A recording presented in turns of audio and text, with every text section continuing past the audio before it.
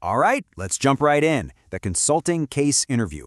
For a lot of people, it's the single most intimidating part of the entire hiring process. But what if I told you it's not really a test of what you already know, but how you think? It's a puzzle. And just like any good puzzle, it absolutely has a solution. So in this explainer, we are going to crack that puzzle wide open.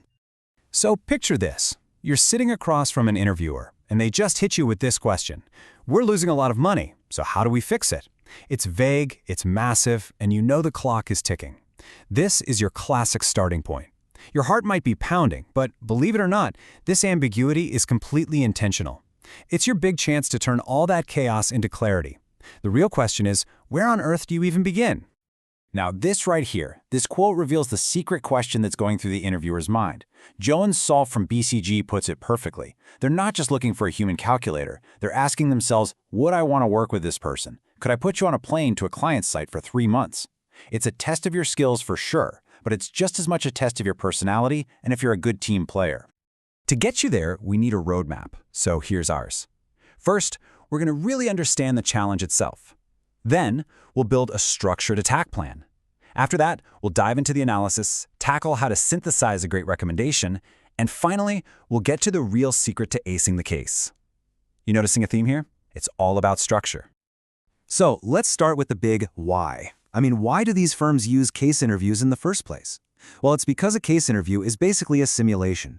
Think of it like a 30-minute super condensed version of a real consulting project, and it's designed to see if you have the core skills to actually succeed on the job. At its heart, the whole evaluation really boils down to 2 simple questions. Can you actually do the job? And are you someone they'd enjoy working with? To figure that out, they're looking for these key traits. They want to see that logical, structured reasoning, a healthy dose of business sense, and really clear communication. But, they're also watching to see if you can think creatively and, this is a big one, if you can keep your cool and show some grace under pressure when things get tricky. Okay, so how do you take that big, messy, ambiguous problem and make it manageable? This is where we shift from the why to the how. It is all about having a structured attack plan. And this is where frameworks come into play. They are the absolute essential tools in any consultant's toolkit. And the most fundamental of all these tools is the issue tree. The best way to think of it is like a mind map, but for a business problem. It forces you to break down a huge issue into smaller, much more digestible pieces. Interviewers often say that weak problem structuring is one of the biggest reasons candidates fail. Using an issue tree shows them right away that you can think in a logical, super organized way. And this is a perfect example of an issue tree in action. The classic profitability framework. You remember that scary, we're losing money problem? Well, you can immediately break it down. Is this a revenue problem, or is it a cost problem? Or maybe it's both. From there, you can dig even deeper. Is revenue down because we're selling fewer units, or is it because our price is too low? All of a sudden, that huge problem doesn't seem so scary anymore, does it? And here's a pro tip for you. Once you have your basic structure laid out, go ahead and form an initial hypothesis. It doesn't have to be right. But saying something like, okay, my initial hypothesis is that the profit decline is probably being driven by rising costs, maybe on the variable side, well, that gives your entire analysis a clear direction. It shows you're not just fishing for answers, you are on a mission. All right, now that you've got a structure and hypothesis, it's time to test it with some data.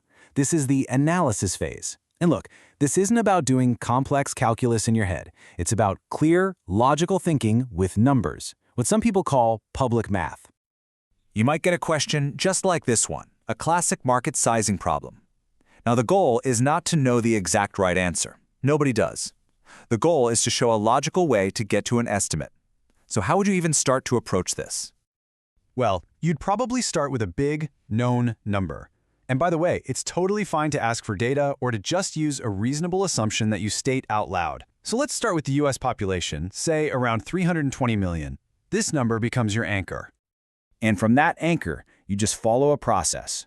You clearly state all of your assumptions. You break down the population. Not everyone drinks beer. You might segment it by age and then by how often they drink. And here's the crucial part. Just like the Kellogg Casebook advises, you talk through your math out loud. The interviewer is grading your process, not just your final number. And then at the very end, ask yourself, does this answer seem reasonable? A quick sanity check shows you've got great business judgment. So, you've structured the problem, you've analyzed the data. Now it's time for the climax, the final recommendation. This is where you pull all your brilliant insights together into a clear, confident, and actionable conclusion for the client. And the most effective way to do this is with what's called the answer-first approach. You lead with your core recommendation, boom, right at the top. Then you provide the 3 key reasons that support it. This is exactly how senior partners communicate with CEOs. It's direct, it's confident, and it gets straight to the point. Let's just look at a quick example from the Darden casebook. The weak recommendation says the client shouldn't build the refinery because it won't break even. Okay, it's not bad, but it's not great. Now, the strong recommendation is powerful. It leads with the same conclusion, don't build, but supports it with 3 distinct, compelling arguments you pulled from your analysis: the financials, the company's capabilities, and the fact that there are better alternatives. Now that is a true consultant-level answer. And that brings us to our final section, and honestly, the most important takeaway of this entire explainer.